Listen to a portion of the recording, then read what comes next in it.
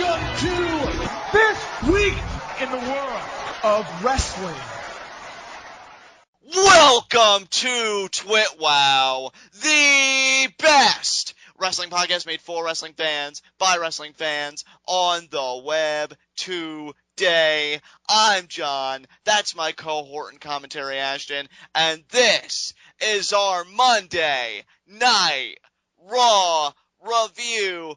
And I gotta tell you guys, from the opinions that I've been seeing, I'm surprised about how divisive this Raw has been. Some people have said this Raw has been really good. Other people that I'm fond of reading have said that this is the worst Raw they have personally seen this year.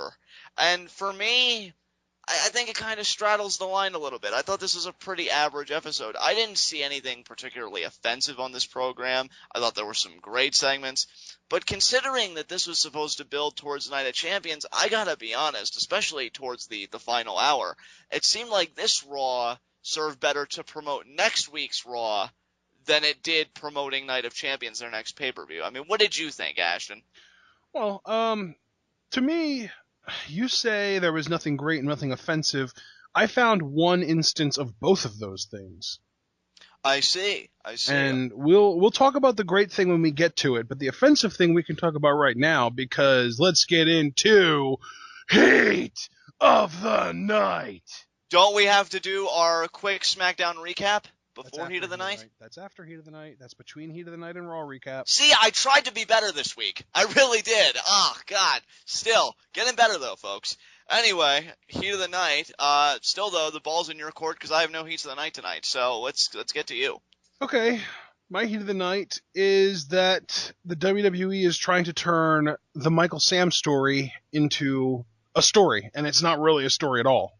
And the reason that this is a Heat of the Night for me is because if this was literally, and I do mean literally, save for maybe like Tim Tebow, but if this was literally any other player in the NFL, nobody would give a crap. It's just another guy who got cut because he wasn't as good as the other guys at his position on the roster. But Michael Sam is gay. And this is exactly why it's a Heat of the Night, because why does it matter so much that this dude is gay that all of a sudden the WWE is willing to give him a freaking open mic on Raw? What is he going to say? What is he going to show up on Raw and say, they cut me because I'm gay? And then your NFL career's over, bud. So have a great freaking time.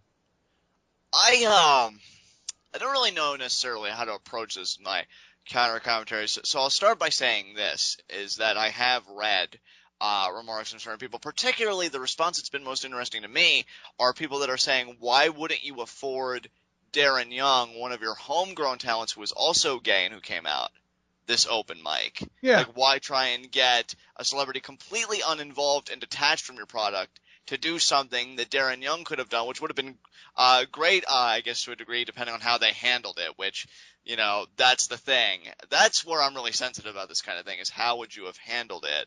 But assuming that they would have handled it well and with grace, could have been great for Young to speak honestly and candidly. Would have been great for WWE because you know they are all about that. And you know PR. what though, John? I even have a problem with that, because what exactly is it about him that makes you want to give him mic time? Just because he's gay? Why is it such a big deal that a guy's gay? I'm just saying, if WWE had to capitalize on that, I agree with you. I don't understand why we make such a big deal out of this thing. It's and I mean, again, even if we would do it for Darren Young, what's he going to do? What's he going to come out and say, I'm a gay wrestler, and that's it? Because there's nothing, like, even the guys in the back, even like Titus O'Neil, everyone talks about how he's just another one of the guys. It's not like he's anything different. Dude, I'm not even joking you, and this isn't necessarily a knock on WWE. This is just a knock on the perception of gay people in the media. There was a story on ESPN about Michael Sam's showering habits with his team. Wow. I am not even joking. They went out of their way to say that Michael Sam waits for everybody else to clear out of the showers before he gets into them because he doesn't want to make them feel uncomfortable. Why exactly is that a story? See, and again, I want to proceed at all my words with caution because I don't want to be accidentally offensive or anything like that. But this is our culture. I don't see a big deal about any of this. I'm just saying, thinking like how WWE would, and WWE is a PR machine, dude. I mean, anything that they could get affiliated with, they probably will. Biggest things being Susan G. Komen and most recently the ALS Ice Water Challenge, Ice Bucket Challenge. So causes like that, which are great causes.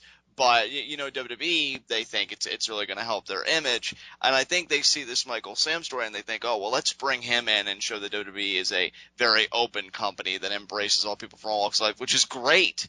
It's wonderful. But you have one of those talents like that. And more importantly, away from that issue and focusing more on what you said, I mean, this is our culture. I don't see a big deal about sexual orientation. I have people within my own family who are homosexuals. I don't see the big deal.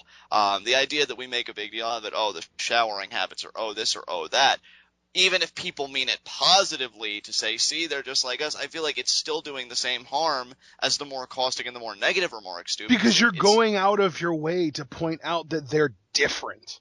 Exactly. It's just another person. It's unnecessary scrutiny. It's like, oh, this guy has blue skin, but he's just like us. No, it's not even that distinct. Like, it's just they're going so far out of their way to try and paint this guy as, and I think that's another problem is they're trying to paint gay people as heroic for some reason, and they're not heroic and they're not bad. They're just other people like you and me. I think it's interesting because when you look at Michael Sam, which admittedly I'm not that well read up on. I'm not that. All you need to know, John, is that he's the first openly gay player to ever get into the NFL. There have been NFL players that have come out as gay after they were already in the NFL or after they had already left the NFL. He's the first openly gay player to have been openly gay before he got to the NFL and still get into the NFL, which is kind of ironic because technically he's not in the NFL right now. He's a free agent. Right.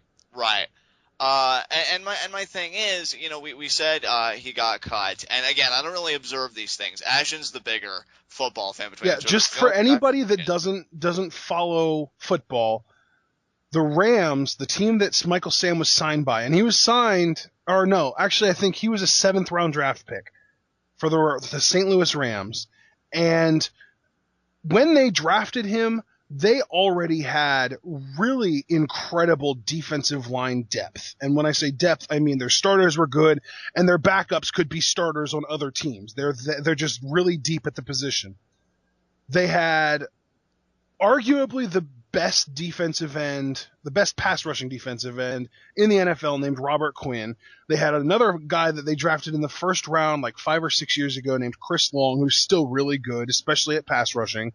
And both of their backups, Eugene Sims and William Hayes, could start on probably 85% of NFL teams, but they're backups for the Rams because they're so deep at that position. And on top of all that, they signed an undrafted free agent after the draft this year named Ethan Westbrooks, who played out of his freaking mind in the preseason to the point that I was hoping that they would keep Michael Sam because I would have wanted the Atlanta Falcons, the team that I personally am a fan of, to sign Ethan Westbrook because he's that freaking good. He was amazing in the preseason. Like, I'll even go as far as to say this. There's a website called Pro Football Focus, and they grade players. And generally in the preseason, a good player is anything above like a +5. And Ethan Westbrooks got a +14.5 in the preseason, just to give you guys an idea of how good this dude is. So that's a 5th player that would probably be starting for some teams and definitely make the team on just about every team in the NFL. He's that good.